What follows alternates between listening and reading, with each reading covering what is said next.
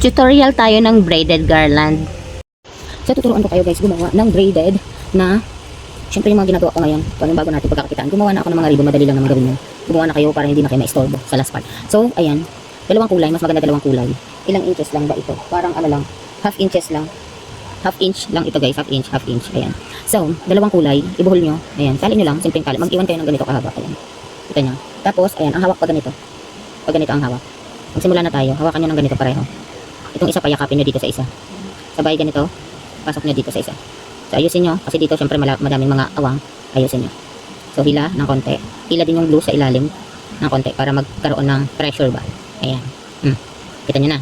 Huwag nyo itong bibitawan kasi ito yung ano natin, head natin. Sunod. Ulit-ulit lang to. Hilahin nyo ng konti kasi syempre sobrang haba naman. Tansyahin nyo na lang. Ulit-ulit lang to guys ha. Pero, ayan. Syempre hilahin natin sobrang awang. Kikita nyo ha. Pang adult ito. Ang sukat ng ano ng ribbon is 30 inches times 6. So 30 inches times 6 yung haba. Okay po? Pareho yan yung dalawa. Sakto yan sa adult kung may sobra ganito. O kaya pang ribbon lang. So ayan. Sundan nyo na lang.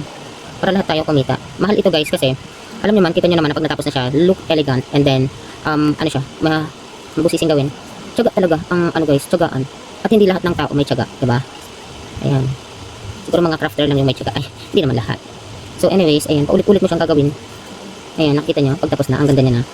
Lagyan na lang natin siya ng ribbon pagkatapos. At hindi ako naglagay guys, ang iba nilalagyan nila ng fuzzy wire na bulaklak. Since this one is satin, medyo magaan ito. Tapos lagyan mo ng mabigat na mga dikit, mababanat siya yung braided niya. Tsaka mabigat din sa leeg ng, ng gagraduate o ng magsusuot. So, and also, ginawa ko lang siyang very simple. Kasi gusto ko siyang ibenta ng, guys, yung sakto lang din, yung kaya din ng mga client.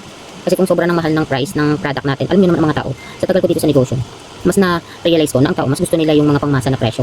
Gusto nila yun. Kahit mga imitation pa yan, basta pangmasa yung presyo. Mas binibili nila yung imitation. Kasi nga, mas gusto nila na yung presyo is mas mura.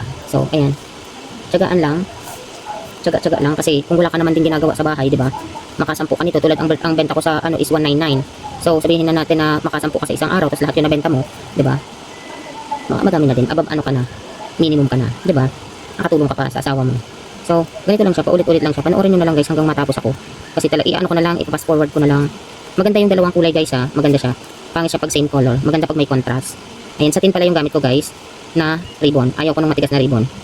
Gusto ko yung parang tela style na ribbon. So, ayan siya. Dire-diretso lang hanggang sa matapos. Ayan, di ba ang ganda niya na? Di ba? Pero yun nga, sinasabi ko nga sa inyo guys, matrabaho siya. Tsaka yung pasensya mo talaga susubukin dito, lalo na kung ikaw ay isang taong walang pasensya.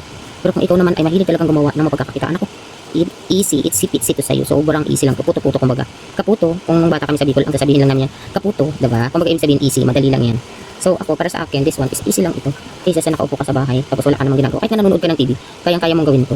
Sa isang oras, ayan, naorasan ko na siya guys. Sa isang oras, kayang makagawa ng 4 na garlands. O, so, sa 4 na yon, ilan na ang income mo sa isang oras? Diba? O, ano pang inaantay mo, diba? So, ako guys, gawa ako ng tutorial kasi alam ko may mga crafter dyan na gusto din naman, nila to, maging income. O, tindahan kayo, lagay nyo sa tindahan nyo, madaming dadaan dyan sa inyo, and then, ayun, habang nakaupo kayo, gawa-gawaan nyo, hindi naman alam ng mga tao na ikaw lang may gawa, diba? Ako nga sa Shopee, diba? Lahat lang ng item ko ako may gawa. Diba? Hindi naman nila alam na ako ang may gawa. Kala nila, binibenta ko lang yun, diba? Ito yung mga bulto ko, hindi naman nila alam na ako ang may gawa nun, diba? Sino ba makakapag-isip na nagagawa ka ng bulto habang nasa bahay ka lang, diba? O kaya, nakakapag-bulto ka, kababae mong tao, nagbubulto ka, at ang dami mong pa-order nasa bahay ka lang, diba? Sino mag-aakala? So, ayun lang. Gusto ko lang din na, ayan, magkaroon din tayo ng source of income. Tsaka lang. Wait lang guys ilang session yun? Basta 10 session, parang ganun, 10 session. Lumot ko na agad guys. Tapos, ayun na pang, na pala tayo guys. O, magko-close na tayo. Last na ito. Tapos, ayun nga, inaral ko siya guys. Para, may idea ako kung paano siya gawin yung mga damit, diba? Kung kumbaga, pag may pinag-aralan ka kasi, or alam mo, yung mga sukat, hindi ka din takot, hindi ka din kabado, alam mo na tama yung ginagawa mo. So, eto na siya guys. Tapos ko na siya. Ayan. So, maglalagay na tayo ngayon ng, anong tawag nito? Ribbon. Maglalagay na tayo ng ribbon. So, dito gumawa na ako ng ribbon. Kaya sabi ko sa inyo kanina, gumawa na kayo ng ribbon para mamaya hindi nyo na siya trabahuhin pa. Ayan. Dito ko siya nilalagay mismo sa bukong-bukong niya para masaya. Diba? Hanapin nyo yung front ha. Ito yung front. Ito yung likod. Halata naman siya. Tapos dito sa kabila is para contrast naman. Ayan naman siya. So, yan na nga guys. Ayan. Over time, ang sarap sa pakiramdam pag kilala na yung shop mo.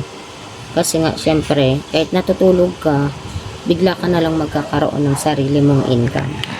So, ayan, papakita ko sa inyo guys, yung na aking hinahanap. Ayan. So, ito na siya agad, diba? Napakasimple lang niya, diba? Pero, ang elegant yan tignan, diba? Oh. Ang ganda. Diba? And then, napakasimple. Pero maganda tignan. Ayan. Mukhang mamahalin, diba? So, ayun siya. So, sana natuto kayo guys.